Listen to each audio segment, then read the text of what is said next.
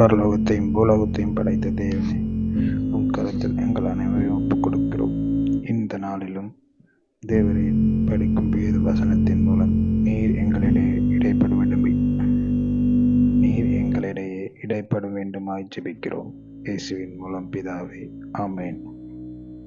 எங்கள் ஆண்டவராகிய கர்த்தாவே, உம்முடைய நாமம் பூமி எங்கும் எவ்வளவு மேன்மை உள்ளதாயிருக்கிறது. உம்முடைய மகத்துவத்தை வானங்களுக்கு மேலாக வைத்தீர். பங்கஜனையும் பழிக்காரனையும் அடக்கி போட தேவரீர் உம்முடைய சத்துருக்களின் நிமித்தம் குழந்தைகள் பாலகர் வாயினால் பலன் உண்டு பண்ணினீர்.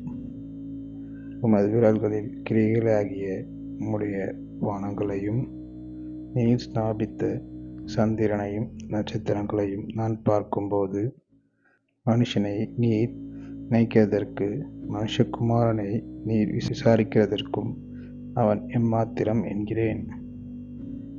நீர் அவனை தேவ தூதரிலும் சற்று சிறியவனாக்கினீர். மகிமையினாலும் கனத்தினாலும் அவனை முடிசூட்டினீர். உம்முடைய கரத்தின் கிரிகைகளின் மேல் நீர் அவனுக்கு ஆளுகை தந்து சகலத்தையும் அவனுடைய பாதங்களுக்கு கீழ்ப்படுத்தினீர்.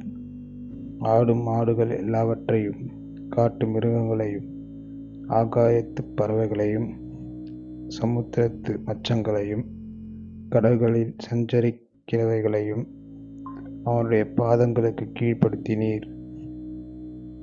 எங்கள் ஆண்டவராகிய கர்த்தாவே, உம்முடைய நாமம் பூமி எங்கும் எவ்வளவு மென்மை உள்ளதாயிருக்கிறது என்பதே.